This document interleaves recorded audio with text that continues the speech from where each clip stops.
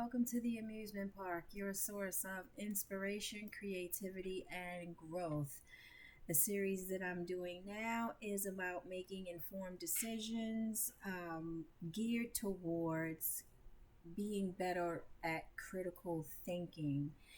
In this age of information, one of the reasons why I decided to do this is because I too have had to become a lot more cognizant or deliberate in my critical thinking skills that I kind of let lax because information that was provided in the past was vetted before it ever made it to the public. And in the information age where everyone is a news reporter, everyone is a subject matter expert, and everyone has the microphone, we have to get back to some critical thinking and some important informed decision making skills. And it's not actually, I'm not sure. I've been out of the education realm for a very long time, but I would assume that with everything else going on, it's kind of difficult to build a curriculum specifically for how to think. And so, as I am learning to redeploy critical thinking skills and being a more informed decision maker, I decided to do this video sequence showcasing the information that I came up with or developed or my understanding of the premise behind critical thinking and being an informed decision maker. And so I'm sharing it with you. There we are, just in case you were wondering. So, again, this is the amusement park. I am your host, Carla, and today we are answering the question, why is it so important to make informed decisions?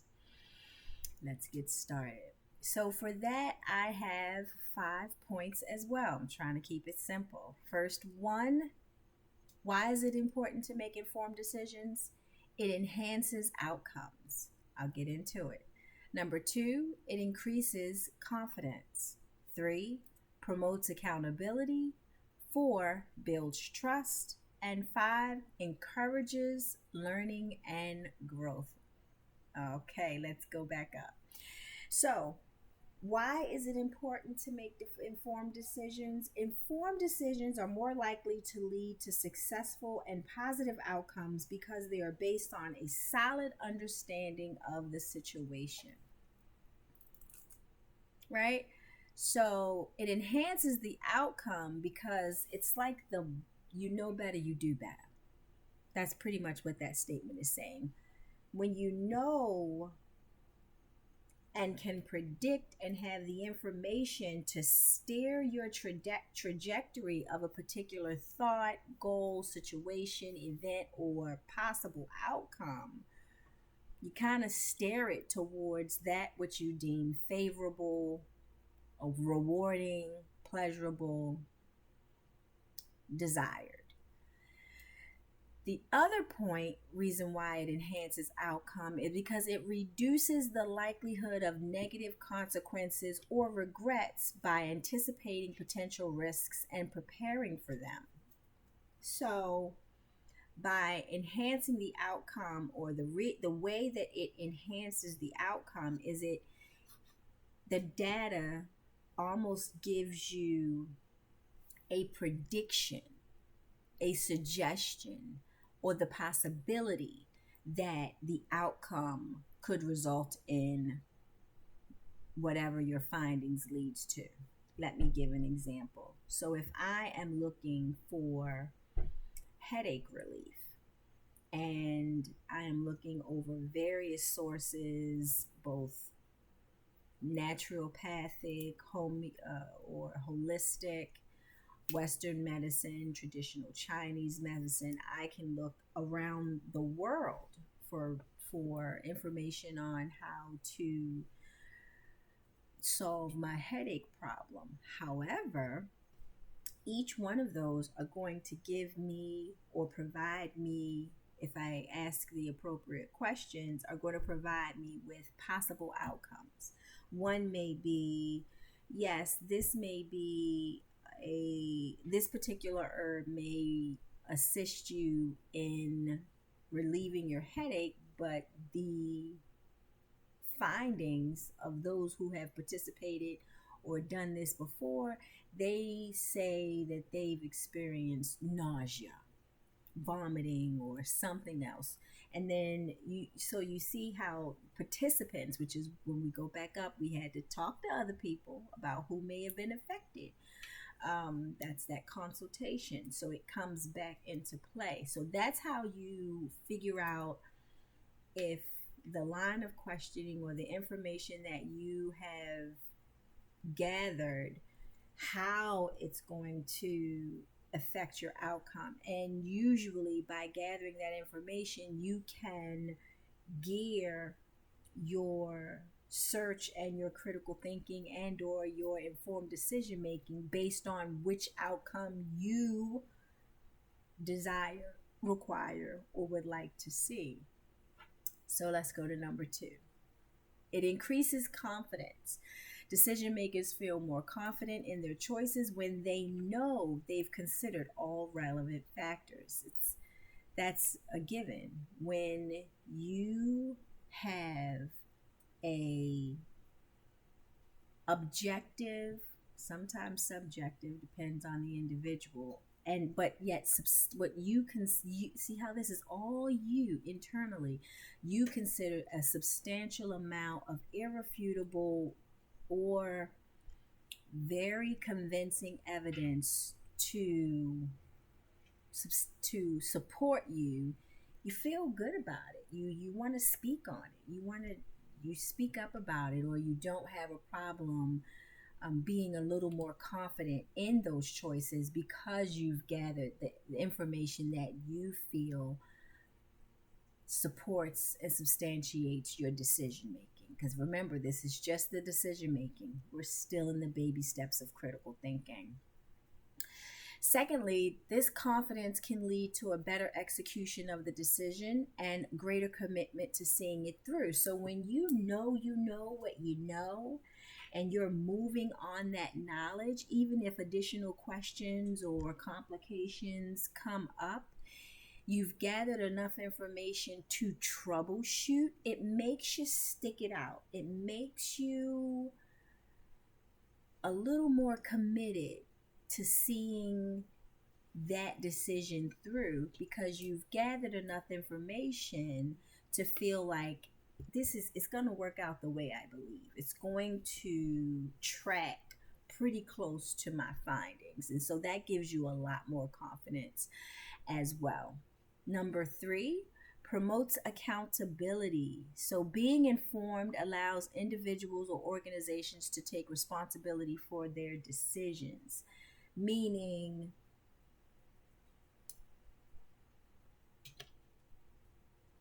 once you've gathered the information and you can sort of predict the trajectory, you stand 10 toes down on it. You are convinced, you are resolute, you maybe even be unshakable in that confidence. You may just feel that it's easier to justify and explain the reasoning behind a decision and how it is sound information. You may start to quote some of your findings and some of your references and who you spoke to, and that all substantiates your due diligence, showing this was not just a willy-nilly decision. This was vetted, or this was giving the appropriate amount of attention,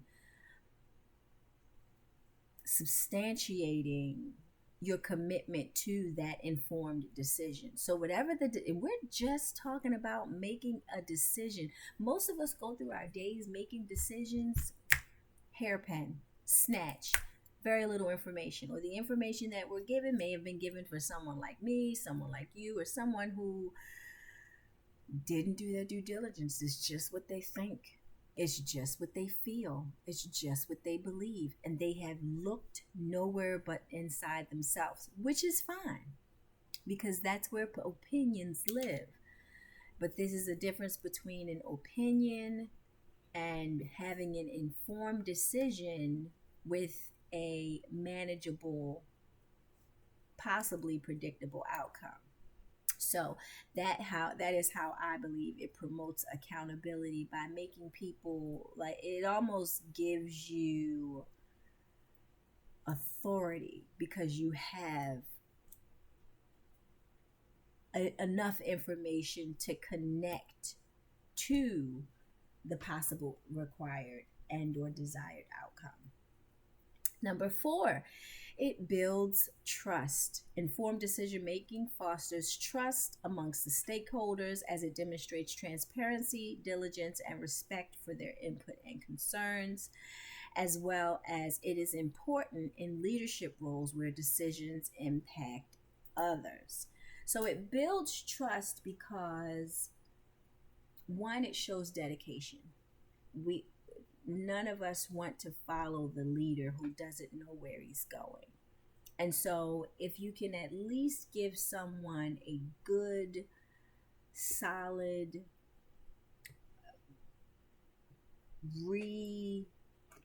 you can repeatable, you can do it yourself. If you follow this line of thinking and answer or ask these questions, then you can replicate very similarly, if not exactly, what I'm suggesting. That builds trust because that means that that individual thought, tested, even questioned, and has enough conversations, information, examples, whatever it is that you gathered that is quote unquote your data. You have gathered enough of that to answer any questions that your stakeholders or others who may be leaning in on your information to be a part of their informed decision making process. They trust you a lot more because you come with knowledge, skills, abilities, examples, and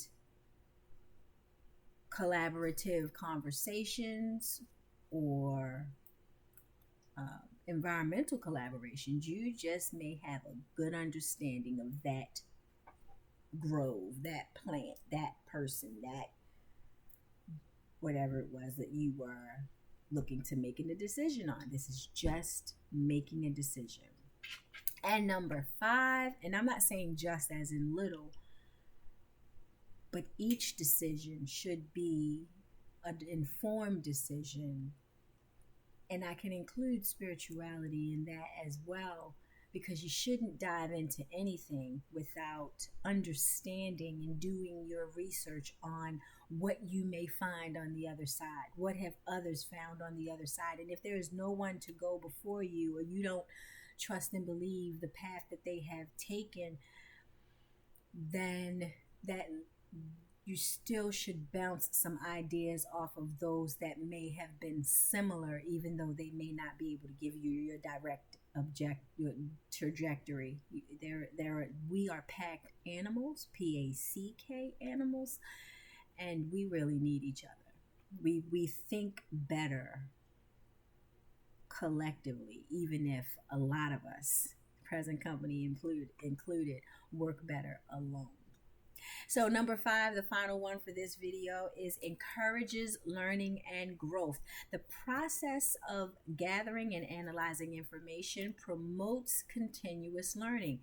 Once again, as I said, when you go through the process and you're in the consultation phase, not the consultation phase, you're in the critical analysis phase. The critical analysis can oftentimes catapult an additional question, bring up additional questions, because in the evaluation of the information that you gathered in order to make the decision can bring up additional questions that can provide clarification that you didn't even know you needed, wanted, or could affect the outcome. But it bubbles up when you do your work of asking the questions, seeking the answers, and committing to what sounds, feels, and energetically aligns with your goals without bias, by also taking into consideration that which you don't particularly want to experience. And that is also going to provide you with possible questions and on how to avoid X, Y, and Z in the decision making process. Even if the decision does not lead to the desired outcome, the process provides valuable lessons for future decision making, as I just stated. So, those are the five um, important, the five reasons why it is important to make an informed decision. Again, this has been a thrill, and this is video 2 in the series of critical thinking. And in order to be a good critical thinker, the first step, in my opinion, is to make an informed decision, and that is what we're going through now. So thank you for sticking in with me, Carla, here at the Amusement Park, your source for creativity, inspiration, and growth. Let me be your muse, and hopefully we can create together. Until next time, stay amused.